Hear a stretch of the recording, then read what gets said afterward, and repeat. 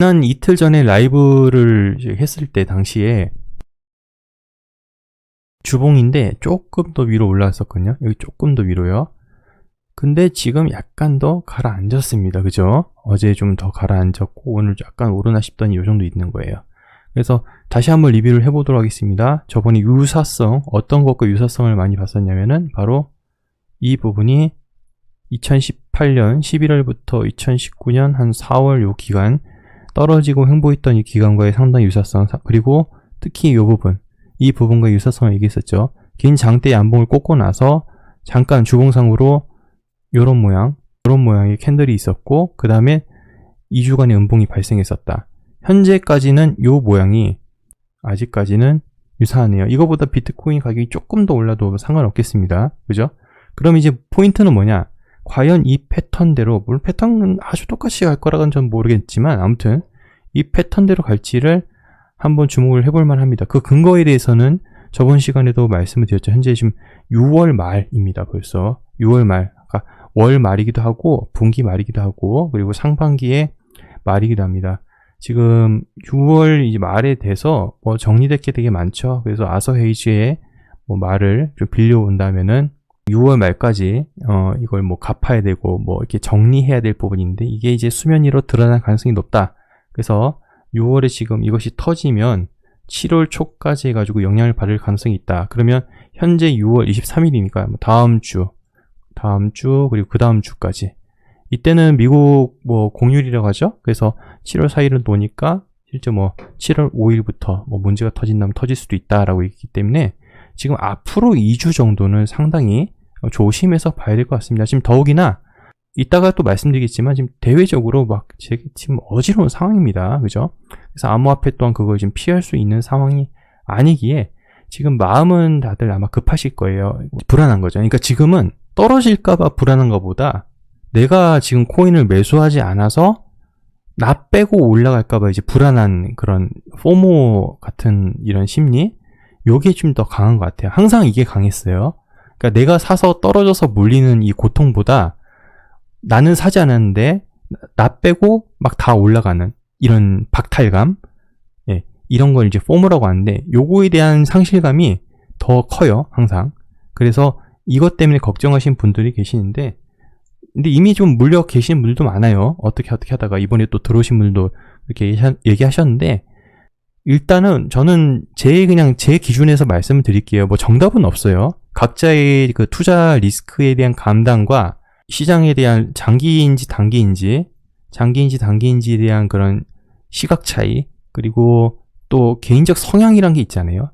그냥 뭐 통틀어서 뭐 리스크 감당이랑 어떻게 보면 좀 비슷한 것 같기도 한데, 그래서 사람마다 다 다르기 때문에 정답이 없어요. 그래서 누군가가 분석을 해서 내놓잖아요.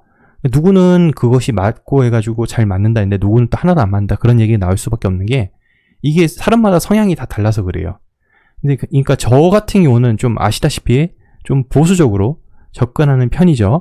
그러면 저는 이제 어떻게 생각을 하냐? 저는 지금 구간에서는 급하게 할 필요는 없다고 생각을 하고, 저는 좀 더 기다려보지 않을까라는 생각이 듭니다. 이때도 다들 곡소리 나는 거 보니 지금이 저점이다, 곡소리 나는 거 보니 지금이 저점이다, 곡소리 나는 거 보니 지금이 저점이다 하는 사람이 곡소리를 또 내고 있고, 그런 식으로 계속 악순환이 계속 돌았었어요. 그러니까 단순히 그냥 채팅창에 누가 누군지도 모르고 이 사람이 초보자인지 좀 몇 년 했던 사람인지도 모르는 상태로 그냥 단순히 댓글만 보시고 곡소리 나니 뭐 지금이 저점이다 이렇게 들어가셨던 분은 지금 좀 또 곡소리를 내고 계시잖아요. 근데 그거 말고 그냥 제가 어느 정도 고정시켜서 보는 그런 인간 지표를 기반으로 좀 말씀을 드리자면은, 요즘 들어오신 분들에겐 죄송한 말이지만 그렇게 지금 고통스러워하고 있지 않은 것 같아요. 왜 그러냐 생각해 봤더니 이전보다 존버하면은 무조건 오릅니다 라고 멘탈을 챙겨주는 데가 상당히 늘었다라는 것을 좀 많이 느끼는데요. 여러분들 그렇게 느끼시지 않으신가요? 좀 뭔가 다 같이 좀 힘내봅시다 하는 것들이 더 강해졌어요. 그러다 보니까 이제는 손절을 하는 것도 그렇게 많아 보이지가 않더라라는 것이 저는 이제 제가 느끼고 있는 그런 주변 인간 지표인데, 그럼 어떻게 하면 다들 손절하고 포기하고 시장을 나갈까? 그래야지 내가 또 여기서 기회를 얻지 않을까? 좀, 잔인한 말이지만 그런 얘기를 좀 하실 수가 있을 것 같아요. 그런데, 이런 생각을 좀 해봐요. 손절을 한다면 이제 어떻게 사람들이 손절을 할까? 했을 때는, 만약에 즉각적으로 오르지 않고 기간적으로 지루하게 횡보를 한다면 어떻게 될까? 바로 기간적으로 이렇게 지루하게 끌고 간다면은 어떻게 될까라는 생각을 좀 해봅니다. 그렇게 된다면 나가 떨어지게 되겠죠. 오르지도 않고 내리지도 않고 정말 변화의 폭도 없이 쭉 하고 그냥 간다면은 더 그것이 공포에 다가갈 것이고 누군가는 급전이 필요할 거잖아요. 그리고 지금 본인 여윳돈 가지고 투자한 사람이 몇 명이나 된다고요. 저는 그래도 B2가 되게 많습니다.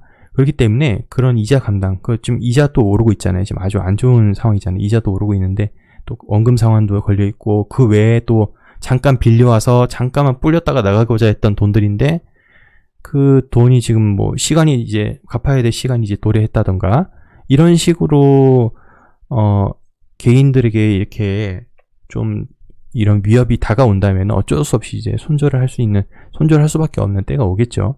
이제 그때 말로 아마 이제 개미들이 털어져 나간다 이렇게 얘기하잖아요. 그럴 때이지 않을까 생각이 들고요. 뭐 지금 당장 올라갈 수도 있겠죠. 그 뭐 저점이란 것을 뭐 누가 맞출 수 있겠습니까? 그걸 맞추면 다 부자가 되게요. 사실 이쪽 판에 여러분들 지금 이 시간에 귀한 시간 뭐 제 영상이나 다른 뭐 유튜버분들 아니면 다른 뭐 트위터나 분석 이런 거 다 보신 이유가 뭐냐면 사실 가격 맞추기잖아요. 우리가 가격 맞추기. 사실 그게 뭐 100% 될 거란 보장도 없는 그런 우리 뭐 좀 바보 같은 짓을 위해서 시간을 허비하고 있는 거잖아요. 가격 맞추기. 누구도 맞출 수 없는. 그걸 위해서 시간을 다 쓰고 있는데 가격을 맞출 수가 없죠, 사실은. 근데 이제 얼마나 근접했나, 그리고 얼마나 그 방향성에 대해서 이 방향이 맞는가 정도는 참고는 하지, 막 절묘하게 막 발바닥 끝에 뭐 각질을 잡는다? 그거는 좀 말이 안 된다 생각하고요.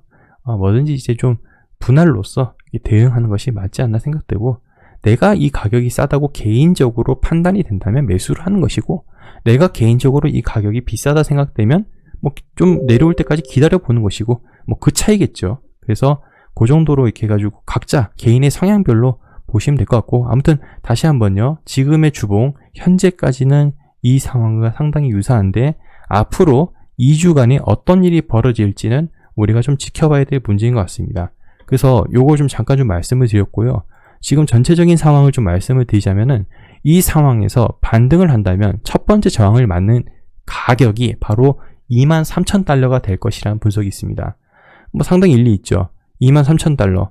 뭐 요 선 정도, 깐짐도 올라온다 치면은 반등한다 치면 요 23,000달러 요 언저리가 되겠네요. 그래서 이 선이 지금 이때는 강력한 지지였지만 지금은 또 뚫고 내렸기 때문에 이거 확 시원하게 뚫고 가지 않으면은 이건 또 저항이 될 가능성이 있겠고요. 그래서 일단 1차 타겟은 23,000달러 이걸로 이렇게 보시면 될 것 같고, 그리고 지금 대외적 변수로는 뭐 잘 아시다시피 제가 텔레그램에도 공유드렸지만 경기 침체 가능성이 지금 뭐 연준에서 대놓고 얘기를 했습니다. 그래서 또 자이언트 스텝, 뭐 밤나 이렇게 얘기하고 있고, 지금 뭐 100bp 인상 7월에 아주 이런 무시무시한 지금 이야기가 또 나오고 있어요.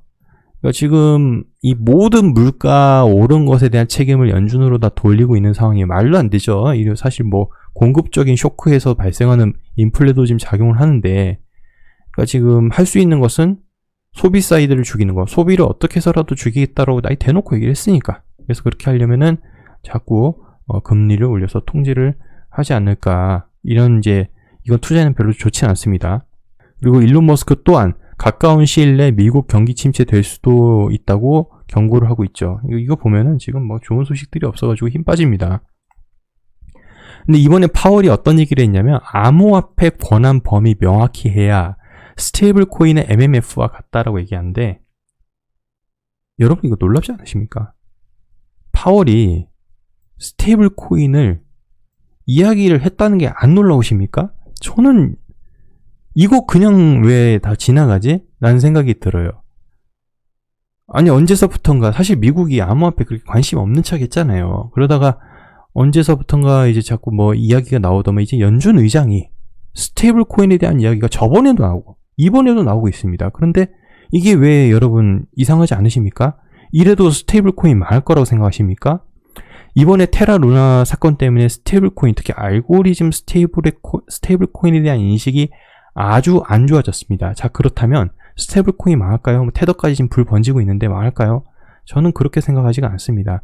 지금 USDC 역대 최대 지금 뭐 그쪽으로 돈이 몰리고 있고, 테더 또한 지금은 뭐 자꾸자꾸 대응을 하고 있어서 당장은 망할 것 같지는 않아요. 근데 한켠에 우리가 지금 아주 안 좋게 인식 잡힌 알고리즘 스테이블 코인이라는 이 영역 또한 테라 루나를 통해서 지금 아주 안 좋아졌던 이미지에서 정말 흙 속의 진주가 나오지 않을까라고 저는 생각을 하고 있고, 그래서 공부를 같이 하는 거죠, 같이. 그래서 이 스테이블 코인에 대한 이야기, 파월이 이런 얘기를 했다는 것은 저는 이 스테이블 코인은 망하지 않을 것이라고 생각이 됩니다. 그 가능성은 되게 희박하다고 보고, 망할 가능성은 이 규제에 대한 이야기가 더 나오겠죠. 이제는 좀 규제에서 이야기가 나오겠지.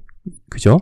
그래서 그 규제를 얼마나 잘 따를 것인가가 앞으로 스테이블 코인 생존의 성패가 달리지 않았을까라는 생각을 해봅니다. 그래서 컴플라이언스를 잘 따르는 코인. 지금 가격보다는요, 스테이블 코인 성공하려면 가격보다는 무조건 이 규제를 따라야 돼요. 지금 대부분의 스테이블 코인은 미국의 규제를 별로 따르지를 못합니다. 그래서 미국 이외의 마켓에서 활동을 하고 있죠. 그런데 정작 중요한 곳은 바로 미국입니다. 자, 왜 그러냐? 우리가 현물 ETF 기다리는 국가가 어디입니까? 미국이죠. 지난 선물 ETF 기다렸던 국가가 어디였습니까? 바로 미국입니다. 그 이유가 무엇이냐?